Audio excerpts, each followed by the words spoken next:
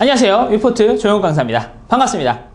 저하고 오늘부터 SK 직무적성 검사, SKCT라고 말하죠. SKCT 준비를 하나씩 해 나갈 텐데요. 자, 그러면 SKCT에서는 어떤 부분이 중점적으로 출제가 되고요. 또 우리는 어떤 부분에 좀 포인트를 맞춰서 공부해 나가는 게 가장 효율적인지 그 이야기부터 간단하게 해드리고 갈게요. 일단 SK 문제가요. 타 기업체에 비해서 좀 어려워요. 그런 얘기 많이 들어보셨죠? 좀 어렵기도 하고요. 그리고 아주 특이한 점이 한 가지 있어요. 그 이야기 먼저 해드리고 갈게요. 일단 우리 그냥 흔히 직무적성 검사, 그렇죠? 인적성 검사라고 말하는 그 부분이 SK에도 공통적으로 적용이 돼요. SKCT에도 공통적으로 적용이 되는 부분이 있고요. 그 다음에 SK, 요즘에 다 그렇죠. 어떤 기업체건 본인들이 그렇죠? 원하는 인재 선발을 위해서 본인들만의 아주 독창적인 출제 구조를 만들어요. SK도 마찬가지입니다. SK는 직무 역량이라고 해서 따로 그렇죠? 내가 지원하는 부서에 맞춰서 문제가 다르게 출제가 되는 부분이 있어요. 그래서 그런 얘기 먼저 해드릴게요. 일단 SK는요, 이 인적성 검사, 직무능력 검사, 뭐 여러 가지 이름으로 부르고 있지만 얘네들은요, 특별히 자기들만의 어떤 이름이 있어요. 실행 역량, 인지 역량 이런 식으로 부르고 있거든요. 첫 번째, 실행 역량이 있습니다. 실행 역량이 있고요. 그 다음에 두 번째, 인지 역량이 있습니다. 인지 역량이 있습니다. 이 실행 역량은요, 다른 회사에도 거의 나와요. 뭐 인성, 우리가 인적성이라고 할 때 인성은요, 답이 없는 문제예요. 그리고 적성은요, 우리가 시험 공부하듯이 답이 있는 문제예요. 그렇죠? 그래서 우리 흔히 말하는 그냥 인성 문제가 이 실행 역량이라고 생각하시면 돼요. 그러니까 얘는요, 답이 없어요. 답이 없으니까 본인이 생각하는 가장 옳은 답을 고르시면 돼요. 이거요, 답이 있을 것 같지만 없어요. 저도요, 문제를 풀면서 답이 있다고 생각했어요. 이게 가장 옳은 답이라고 생각했었어요. 맨 처음에 이런 실행 역량이나 인지 문제를 풀어볼 때는요. 근데 실행 역량이나 인성 검사, 그렇죠? 인성 검사를 풀어볼 때는 저 스스로는 답이 있다고 생각했는데 다른 분들에게 이렇게 풀려보니까 답이 다 다른 거예요. 그래서 저도 느꼈죠. 아, 이건 사람의 생각이 다 다를 수도 있고 또 누군가에게는 이게 답이지만 누군가에게는 이게 답일 수도 있다. 물론 회사가 원하는 가장 옳은 답이 있을 수는 있어요.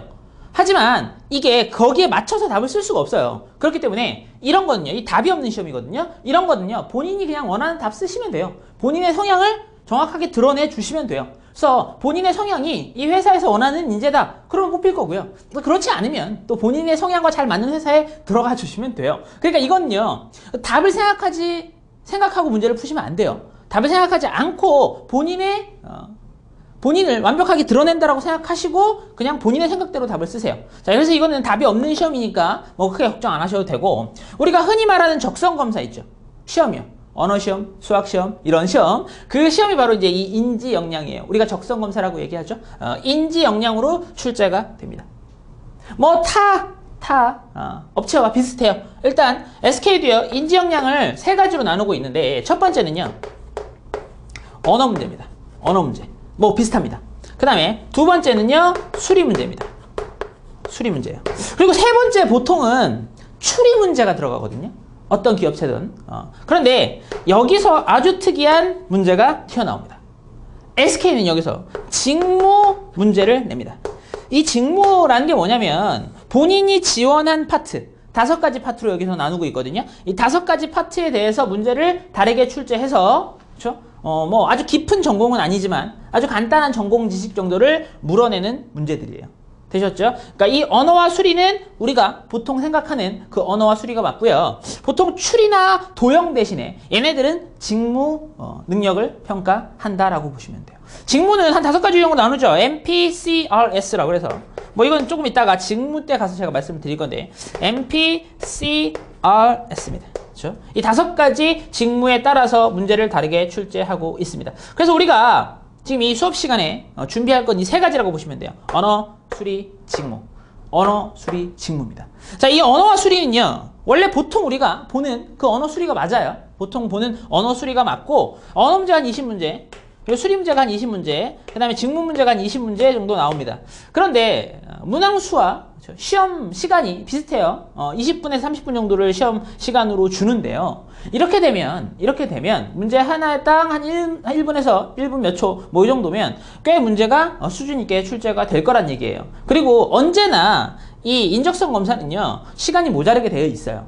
그러니까 그 시간 안에 이 문제를 다 풀어내는 게 이것 또한 관건입니다. SK 문제 또한. 그리고 언어는요, 또 언어 선생님이 하실 거예요. 언어 선생님하고 같이 언어 공부 확실하게 하시고요. 특히 이제 남성분들, 취업자분들 중에 남성분들이 언어 능력이 조금 어려워하시는 분들이 있어요. 그래서 분명히 언어 하셔야 됩니다. 아시겠죠? 언어에서 실력 차이가 좀 많이 납니다. 언어 버리고 간다? 안 돼요. 아시겠죠? 다 거짓말이에요. 언어 버리고 가면 안 됩니다. 언어 무조건 하셔야 돼요. 아시겠죠? 그 다음에 수리는요. 수리는 전통적인 수리가 나와요. 두 가지 정도 나눠서 갈 겁니다. 저하고는 이제 이 수리하고 직무를 할 건데요. 전 수리하고 직무를 할 텐데, 수리는 정통적인 수리 두 가지로 나눕니다. 응용수리요. 이거 수학이죠. 예, 응용수리 이거 수학이고요. 그 다음에 요즘에 어느 회사에서나 다 출제되는 포인트가 있어요. 그게 바로 자료해석이거든요. 예, 자료해석이에요. 자료해석인데요. 이 두 가지만 잡아가시면 돼요. 아주 그냥 노멀합니다. 노멀하게 응용수리와 자료해석 두 가지로 나오니까요. 이거는요, 이미 어느 정도 많이 출제가 되면서 이미 분석이 다 끝난 부분들의 문제예요. 분석이 다 끝난 부분들의 문제고, 모든 유형에 따라서 팁이 다 정해져 있어요. 자, 그래서 여러분들은 어떤 회사에, 그렇죠? 인적성 검사를 준비하실 때 그 회사에 맞춰서 정확하게 준비하시는 게 중요해요. 그 회사에 출제가 되지도 않는데 공부한다? 아니에요. 그 회사에 출제되는 부분, 그 회사에 출제되는 유형만 정확하게 골라서 공부해 주시면 됩니다. 자, 그래서 본격적으로 수리부터 시작할 거고요. 그래서 수리 먼저 간단하게 저희가 쭉 공부하고 또 문제풀이도 쭉 할 겁니다. 그래서 제가 기출문제와 유사 문제들 다 넣어놨거든요. 그래서 같이 공부를 쭉 하시면 충분히 이 정도는 해결해 내실 수 있을 거라고 생각합니다. 문제 난이도 자체가 한 문제 한 문제 조금 어려울 뿐이지 유형은 몇 가지 되지 않아요. 그래서 SK 준비하는 데 있어서 그렇게 어려움을 느끼진 않을 겁니다. 그래서 저하고 쭉 그냥 진행하시면서 제가 시키는 대로만 해주시면 충분히 확실하게 준비가 되실 거예요.